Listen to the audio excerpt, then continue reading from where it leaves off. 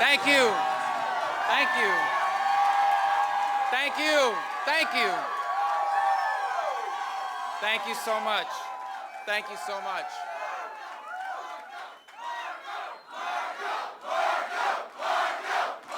Thank you.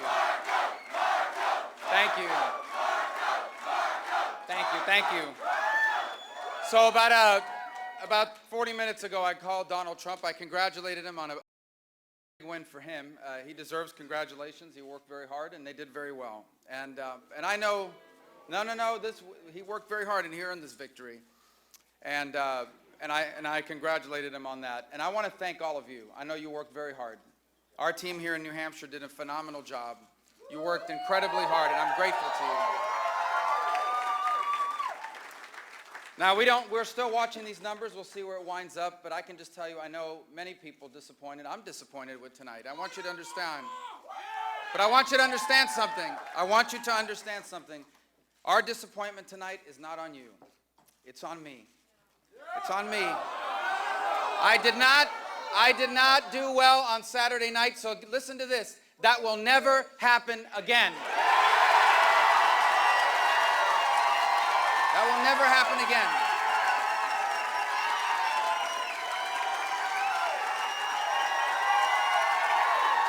And let me tell you why. Let me tell you why it will never happen again. It's not about me. It's not about this campaign. It is about this election. It is about this election. It is about what's at stake in this election. You see, for the last 7 years, we have a president that's been doing tremendous damage to this country. Tremendous damage. We have a president who is trying to redefine the relationship between government and our economy, taking over our healthcare system. Every solution to every problem is a tax increase. We have a president that's doing damage and undermining the Constitution, waging war on the Second Amendment, undermining religious liberties. We have a president that is doing damage to America's standing in the world. A president who views us as an arrogant country that needed to be cut down to size, so he guts our military and betrays our allies. And in this election, what we have to decide is, are we going to keep doing this? Because we will keep doing this if Hillary Clinton is elected. This is what will continue to happen if Bernie Sanders is elected. If they win, all of the damage Barack Obama has done to America, it becomes permanent. That's why they cannot win. That's why they cannot win this election. That's why we must win this election, and we will win this election.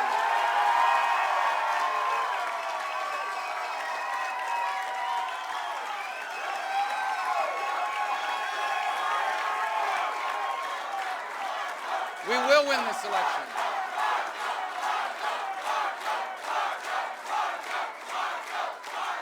We will win this election, and we must win this election. Thank you. We must win this election, because if we don't win this election, we may lose our country. If we don't win this election, my children and yours will not inherit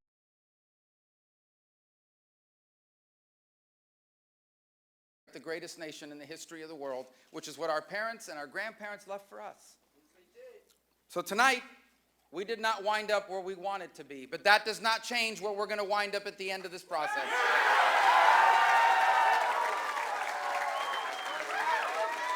And it is on nights like tonight, and on moments such as these, that I am reminded that my family has faced great challenge their entire lives. I remember one story in particular. When I was young, must have been 7 going on 8. And my father lost his job. He was a manager at an apartment building. And some new people bought the building, and within 48 hours, they had changed the locks. They told us we had to move out. I'll never forget, I was a young child, but I remember my parents scrambling to get a moving truck, get all our furniture loaded in there as quickly as possible. Because on Monday, we needed to find a new house, and my father needed to find a new job. And it was hard, because most of his life he had been a bartender here in the U.S. He had been an apartment manager for about 1.5 years, and then he couldn't find bartending work on Miami Beach. My father, in January of 1979, left to Las Vegas by himself, leaving his children and his wife in Miami to go look for a job. Now, he had worked for 20 years as a bartender. And when he got to Las Vegas, the only jobs he could find was as a busboy. After 20 years of working as a bartender, this gentleman, already well into his 50s, was carrying buckets of ice and cleaning glasses for bartenders half his age and not even a tenth of their experience. It was a very humbling experience. It was hard, but he was not prideful. He understood that it wasn't about him, it was about us. My father, more than halfway into his life, was willing to do whatever it took so that our future. Well, that's the challenge before our country now. Not all the days are going to be great days. We're not always going to get things the way we want. But in the end, I am confident that not only will this campaign be successful, but America will be successful as well. I am confident that when this process is done, this nation will rediscover and re-embrace the principles that made her great. I am confident. I am confident. Because for over 2 centuries, Americans, in the end, have always gotten it right. In each generation before us, Americans have always done what needed to be done. And I know with all my heart that we will do what needs to be done in this generation to leave for our children what they deserve to inherit. A new American century, the greatest nation on earth. That is what we will do in this election. So, New Hampshire.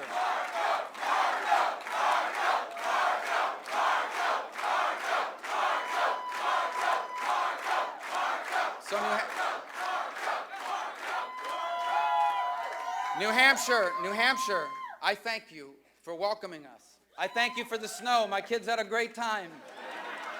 I thank you for your votes. I thank you for the hours you gave us on the phones and the doors that you knocked. I thank you. You will see us again because we're coming back in November to win the general election.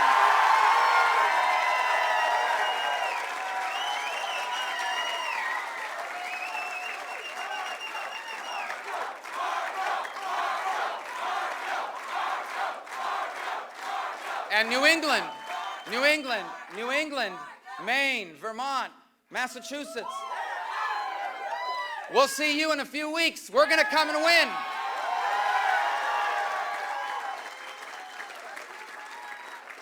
And South Carolina, we are on the way. Thank you and God bless you. Thank you.